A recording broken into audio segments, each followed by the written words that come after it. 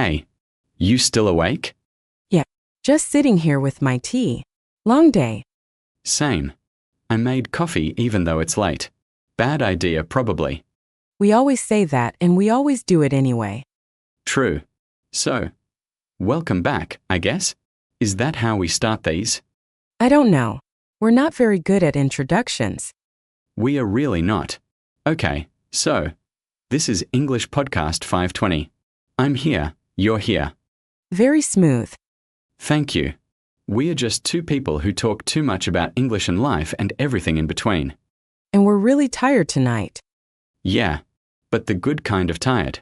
Like, finished working tired. Not stress tired. That's the best kind. So what do we even talk about today? I actually wanted to ask you something. It's been on my mind all week. Okay, go ahead. Do you ever notice how some people just speak English without thinking? Like it just comes out? All the time. It drives me crazy sometimes. Right. I was watching this video yesterday. Someone talking in English, super fast, just flowing. And I thought, how does their brain work that fast? I think about that too. Like what's happening in their head? Exactly.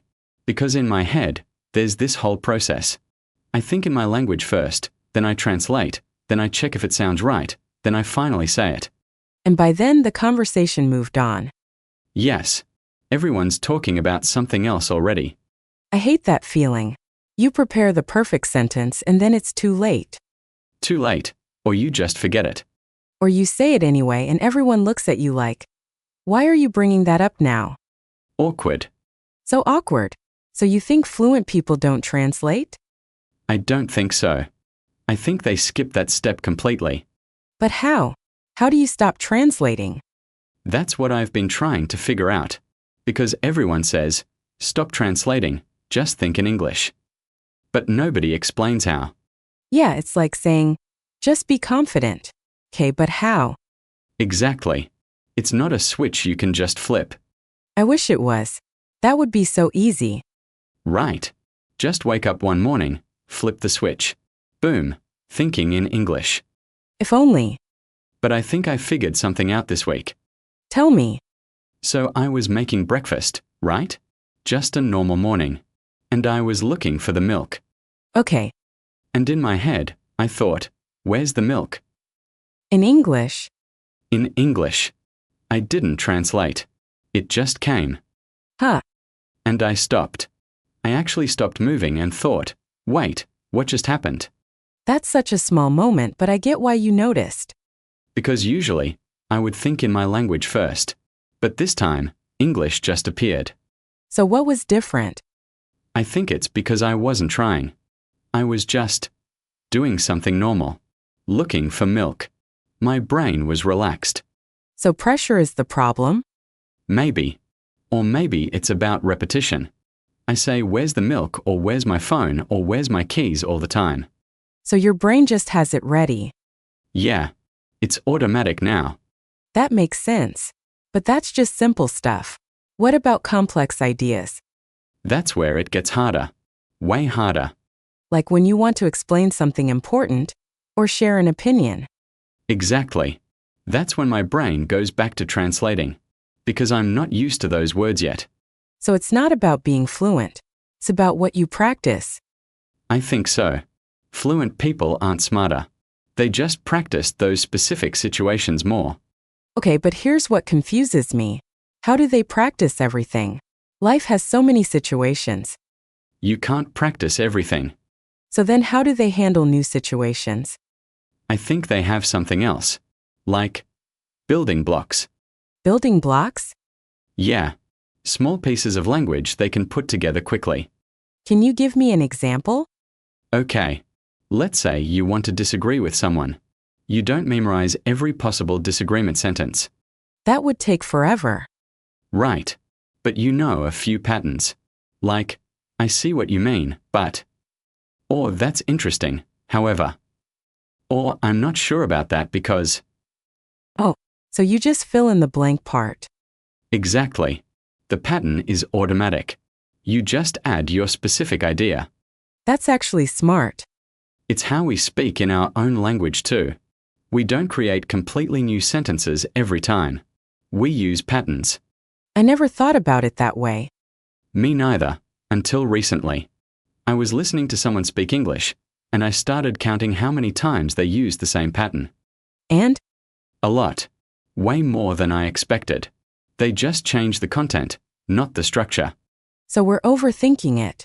We're trying to be creative with every sentence. Yeah. And that takes too much brain power. No wonder we get tired. Right. Speaking shouldn't be exhausting. But it is when you're building every sentence from zero. Okay, so patterns help. But there's still the speed problem. Even if I know the pattern, I'm still slow. That's the other part. The thinking speed. Yeah. How do you make your brain faster? I don't think you make it faster. I think you make it simpler. Simpler how? Okay, here's what I noticed. When I try to speak English, I'm also judging myself at the same time. Judging? Yeah. Part of my brain is speaking, and another part is listening and criticizing. Like, that word was wrong. Your grammar is bad. You sound stupid. Oh my God, I do that too. Right. So you're using brain power for two things: speaking and judging. And the judging part slows everything down.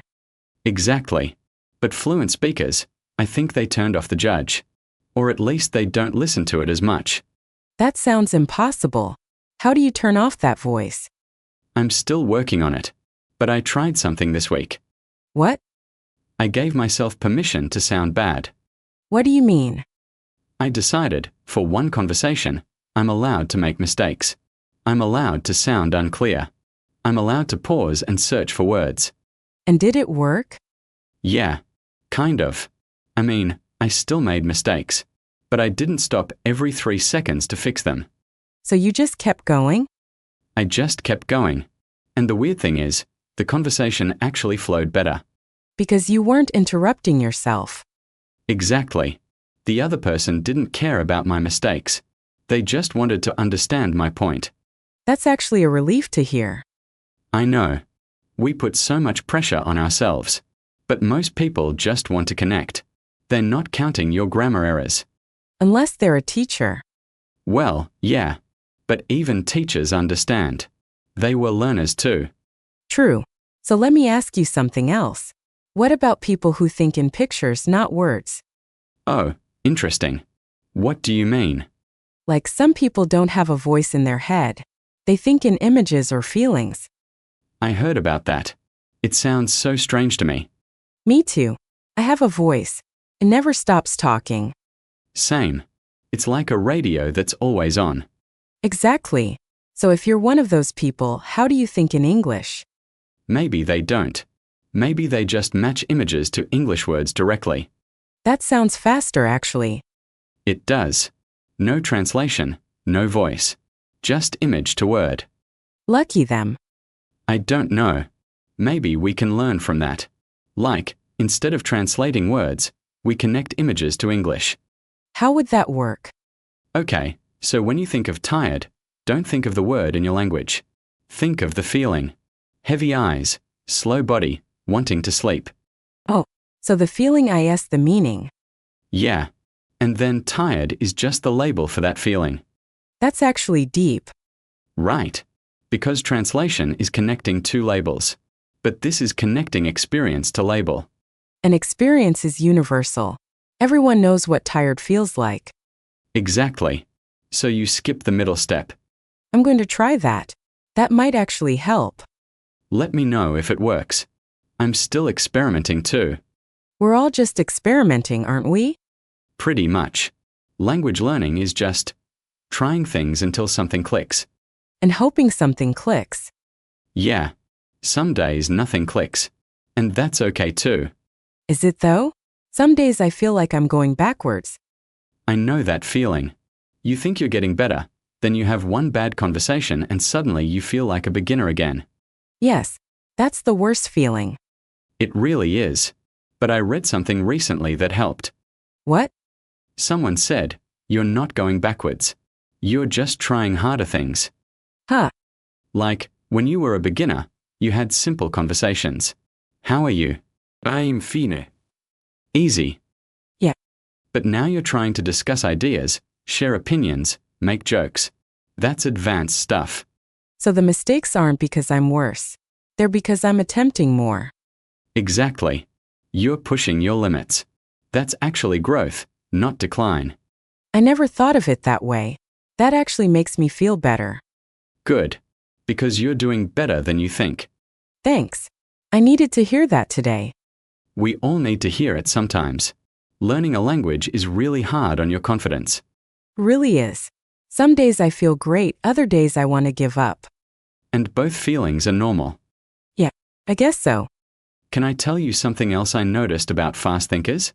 Please. They don't aim for perfect. They aim for clear enough. Clear enough? Yeah. Like, they know their sentence might not be grammatically perfect. But if the other person understands, that's success. So they lower the bar. Not lower. They just have a different goal. Communication over perfection. That takes pressure off. It does. Because you stop trying to impress and start trying to connect. But what if someone corrects you? Then you learn something. That's good. Doesn't feel good in the moment. No, it doesn't. But later, you remember the correction. And you don't make that mistake again. I guess that's true. I still remember corrections from years ago. See? They stick with you. Mistakes are memorable. Unfortunately. But that's how the brain works. We remember emotional moments. And mistakes are emotional. Great. So I'll remember every embarrassing thing I've ever said. Probably. That's not comforting. But here's the thing. You also remember what you should have said. So next time, you'll say it right. Next time. There's always a next time. Always. That's the good news. You get unlimited chances. Unless I never speak again. Don't do that. I'm joking. Mostly. I know the feeling though. Sometimes hiding feels safer than trying. Way safer. No mistakes if you don't speak. But also no progress. No connections. No conversations like this. True. This is nice. It is. Even though we are just talking about talking. Meta. Very meta. But useful, I think. Sometimes you need to think about how you think. Okay, so let me summarize. Fast English thinking is about patterns, not perfection. Simple, not complex. And turning off the judge in your head. Yeah. And also practice. Lots of practice. How much practice? I don't know. Enough that it becomes automatic. That's not very specific. I know. But I don't think there's a magic number. Everyone's different. Some people need more time, some people need less. Exactly. And that's okay. It's not a race. Feels like a race sometimes. Only because we compare ourselves to others. But everyone started somewhere. Even fluent people were beginners once. Even native speakers were babies who couldn't talk. That's actually a good point. Babies don't worry about mistakes. They just try. Over and over. They say wawa for water, and nobody judges them. Everyone thinks it's cute. Exactly. We should learn like babies. Fearless and playful. Easier said than done. True. Adult brains are more complicated. We overthink everything. Overthinking is my specialty. Mine too. But we are getting better. Slowly. Slowly is still movement. Exactly. And that's enough for today. So what's one thing someone listening can try tonight? Tonight. Right now. Yeah, something small. Okay. Think of one sentence in English. Any sentence. Something you might say tomorrow. Like what? I don't know. I need to buy milk. I'm tired today. That meeting was long. Whatever. Okay, I'm thinking of one. Now say it out loud. Don't translate first. Just say it. Even if nobody's listening? Especially if nobody's listening. It's just for you. Okay, I can do that. And notice how it feels. Does it come easily? Do you hesitate? Just notice. And then what? Then do it again tomorrow. Same thing, or a different sentence. Just keep your voice active. That's it? That's it. Small steps. Small steps still count. They count the most, actually. Big changes come from tiny daily actions. I hope you're right. Me too. I'm figuring this out as I go, just like everyone else. At least we're figuring it out together. Yeah, that makes it easier. It really does. I don't feel so alone when we talk about this stuff. You're not alone. Millions of people are learning English right now, all around the world, feeling the same things you feel. That's kind of comforting. It is. We are all in this together, making mistakes, trying again, getting a little better each time.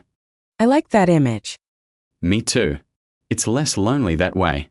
So before we finish, any final thoughts? Just one. Your English is good enough right now. Wherever you are, whatever level, you're good enough to try. Good enough to try. I like that. Not good enough to be perfect. Just good enough to start.